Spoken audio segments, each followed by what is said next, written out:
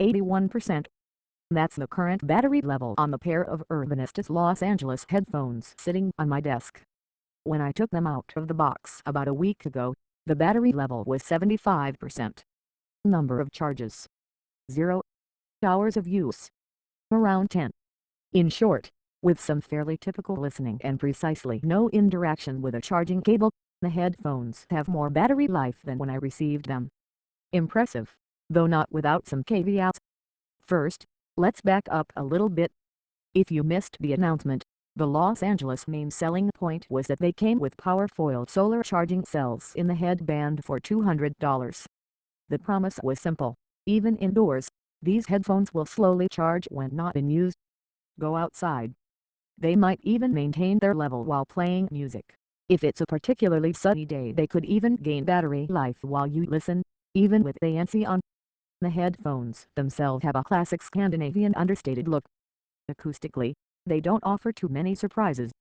That's to say, expect a slightly bottom-heavy EQ experience, but overall they deliver robust clear audio that won't tire your ears. They are Bluetooth only, though, so no wired option here. More on that in a bit. Of course, the real interest is the claim of a non-stop audio experience. As my intro suggests, the company's claims are true. Or should I say, can be true.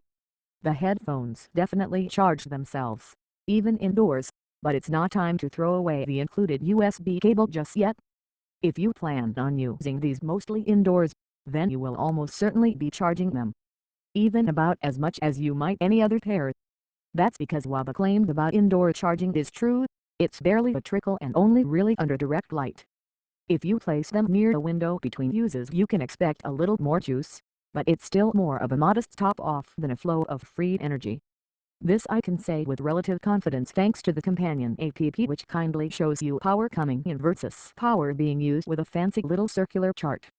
When the photons are abundant, the chart turns a pale green and a reassuring up arrow lets you know the headphones are gaining power. Enter the shadows, however, and things turn red to let you know you're draining the battery. You can even see the amount of energy coming in or being used at any one time.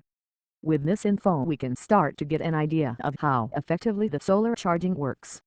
For example, just by turning the headphones on, they will use about 2.6 mAh to maintain a connection to a phone.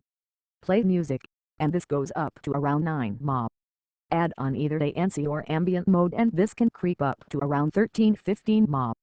Those are our numbers to beat. In my testing, when laid flat on a table in a room without direct sunlight or any lights on during the day, they won't charge at all. If I placed them directly under a lamp or bulb, you might get between 0.2 and 1 mAh of charge. Place them near a window during the day and this can climb to about 3 mAh. Open that window and it'll increase to maybe 4 mAh in direct sunlight. So far, you're only really slowing down their battery use by a tiny amount. As I've already hinted at, things get a lot more interesting once you head outside. Walking in the shade in the street, you can expect about 3.5 mAh of input. Again, you're still in net loss. Head out directly into the sun, however, and everything springs to life. I was frequently able to achieve 24 mAh of gain while listening to music with a ANC for around 8-10 mAh of drain. The short version is, that was the Urbanistas will charge when there's ambient light. A bit. But take them outside and with good sunshine and they will even charge while in use.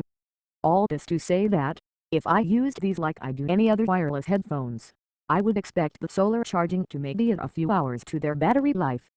If I only used them outdoors, they would live forever. This is all good news though.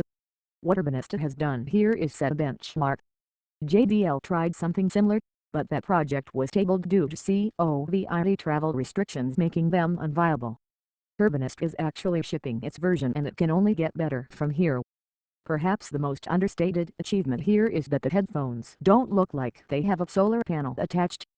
At least if you opt for the black pair. The cells in the head strap more or less blend into the design of the Los Angeles, just with the Powerfoil logo on them also in black, so it's fairly subtle. The headphones are also available in sand gold, which is more of a cream/mushroom color.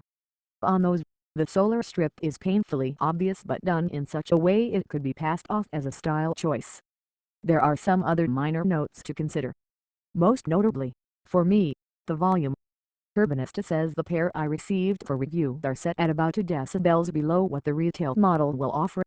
But using them with Anthony, I have to almost always have them on full volume if I want to be immersed in a song. I found myself frequently mashing the volume button in vain when a banger came on and I wanted to get truly lost in sound, but there was never anywhere left to go. I listen to a lot of bangers. For people that don't assault their ears, the volume is probably fine. It's not hugely lower than, say, the item A2S I use. Connect things to a computer and, well, you can go a bit louder. So some of this, the company suggests, is down to your device's chipset and regional limitations. If there was a second bugbear, it'd be the buttons. The Los Angeles has 3 buttons on the right side for volume /play /pause and skipping tracks and power. Then there's a lone button on the other side for switching between ANC, ambient mode and default mode, or activating your phone's assistant. The problem is, the buttons on the right side, i.e. the ones you interact with most, are tiny and very close together. This means that swift volume changes are difficult. Instead, you have to sort of fondle around to count the buttons with your finger to find the first or third one. I do also wish there was the option to use them with a 3.5mm cable. Not only does that give you an option for whenever the battery does run out or you're in an airplane mode situation, it would ameliorate some of my volume woes for when I really do need to feel a drop right to the core of my amygdala. The ACs are wonderful things. As for other small positives, the app is a nice touch and opens up the door for possible firmware updates or new features. It was a little flaky in connecting sometimes. Or rather, once it had been connected and then left idle, I'd sometimes have to restart it, but for the amount of time you need it, it's not a major pain to swipe it away and open it again. There's also auto pause when you take the headphones off. This is a subtle but welcome addition that gives things a slightly more premium feel. All in all, the Los Angeles features and price point come together to make a pleasing experience.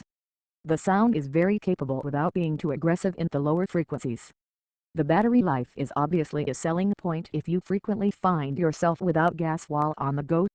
And the small touches like ambient mode /ANC, auto pause and so on just round them out to be a little more comprehensive than other options in this price range. If they were a smidge louder and had a 3.5mm port, then these would be a solid pick for me, but even without those features, it's hard not to admire what Urbanista has done here for $200.